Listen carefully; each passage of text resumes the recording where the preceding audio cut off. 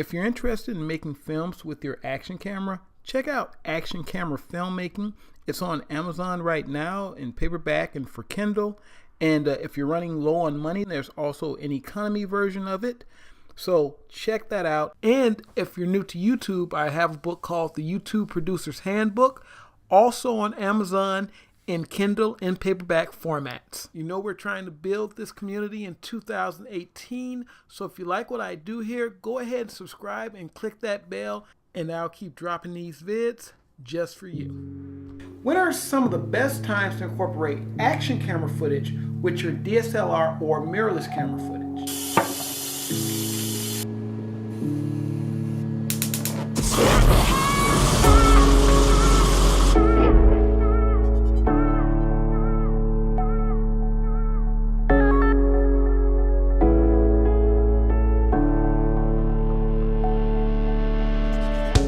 Alright guys, so today I'm going to run up to Blick, which is the art store up here. If you're an artist in Chicago, you know about Blick. They actually bought out Utrecht, so they are, I can't say they're the only game in town, but they're probably the biggest store in town. So, you know, I go here into Artist Craftsman down there by the train. So these are the two big ones. Thank you.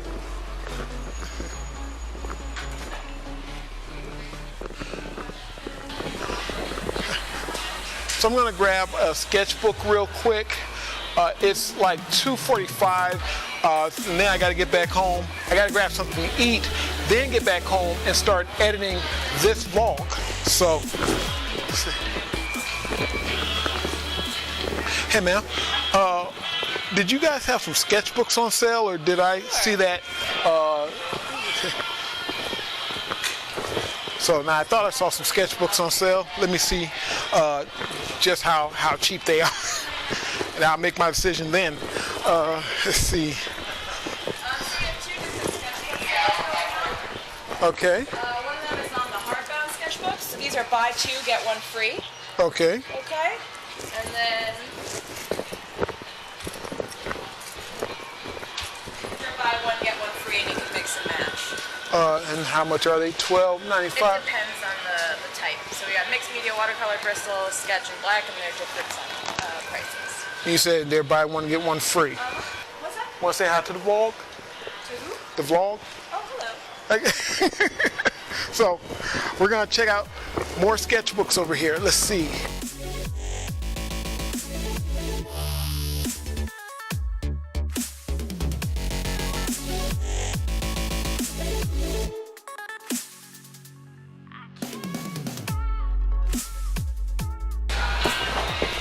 Hey, buy one, get one free? Awesome. All right, so I got a pretty good deal on 2 drawing pads. That's not necessarily what I went there for, but yeah, these are watercolor pads, and I'm actually going to use them for drawing and actually maybe some marker work. I need to grab some coffee too, so take care of that since I'm down here.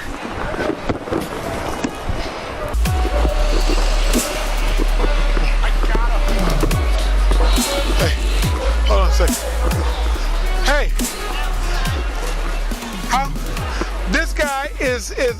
this guy is like a legend here in Chi-Town. How long have you been out here preaching? 49 years. 49 years. Dude, man, I didn't even know you were still out here. But it's good to see you, man. Ever since I was a kid, I've seen that guy on the streets of downtown Chicago. So, wow. And he's still there, so.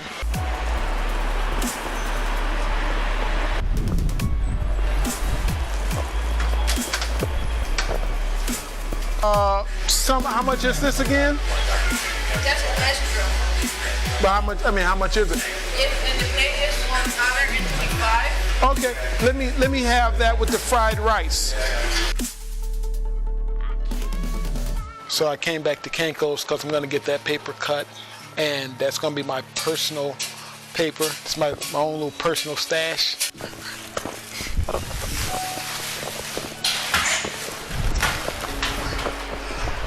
All right, so now what I went for was some sketchbooks that I saw on sale, but they had those pads that I just got. So that was a good deal. That was a darn good deal. So I'm going to do that, and I'm going to run back, jump on the train, and then I'm going to get back to editing.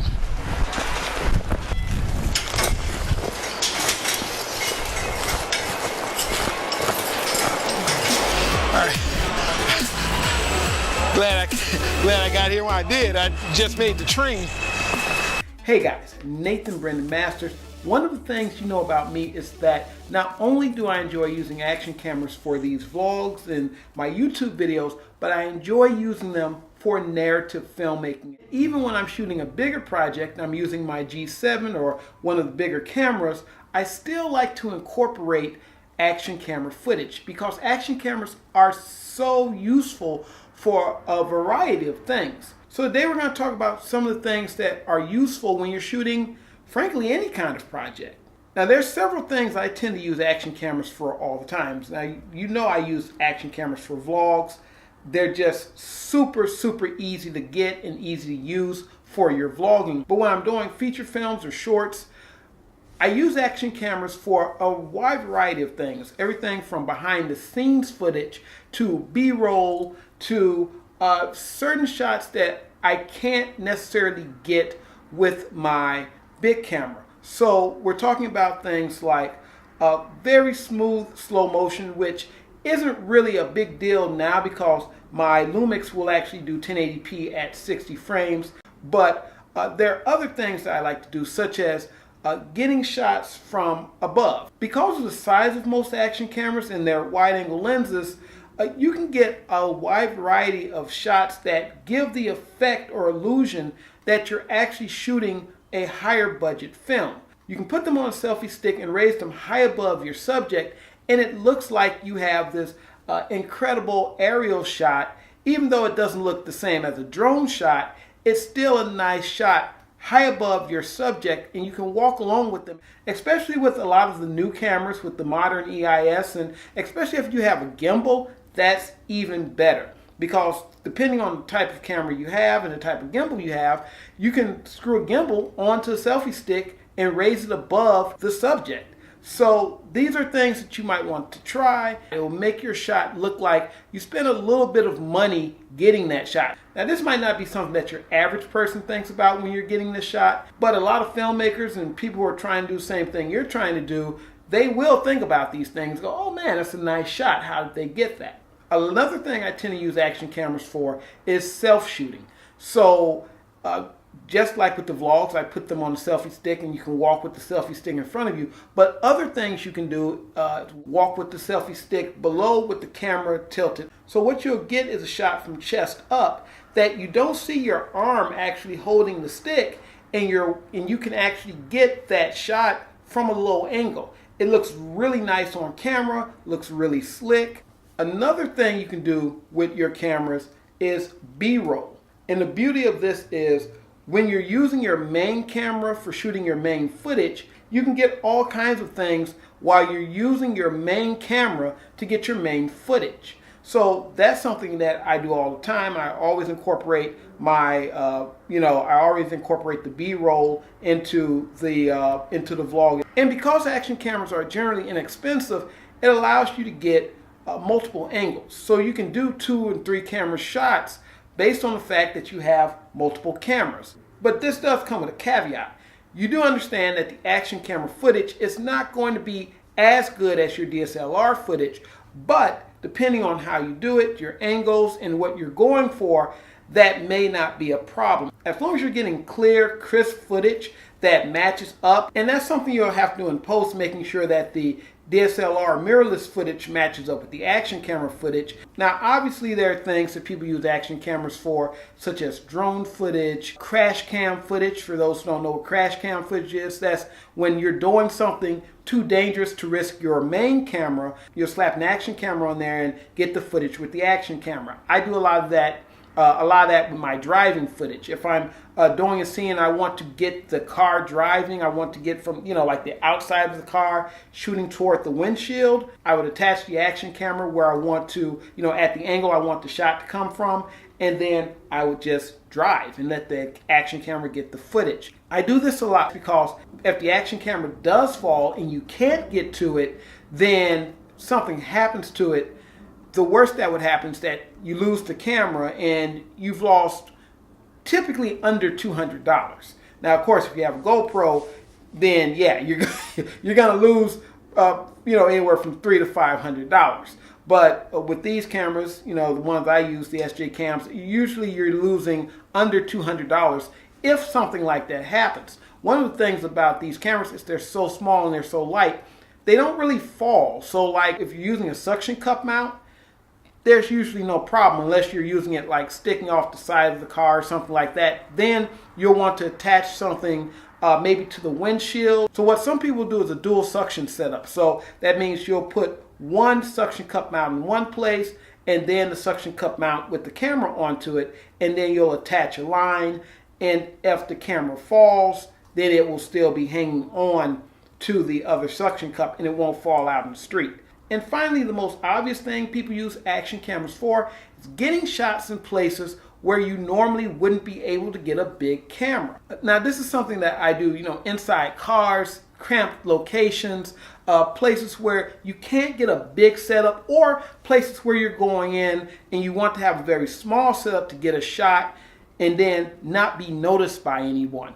I do this sometime in restaurants. I do this sometime in places where you don't want to disturb people. But there's a lot of public places that will allow you to bring cameras, but they won't allow you to bring a whole setup, meaning you can't bring a big tripod, you can't do all that. But if you bring your action camera and it's screwed onto like one of these mini tripods, you just set it up and nobody says anything. Or you can even put it up to a suction cup mount.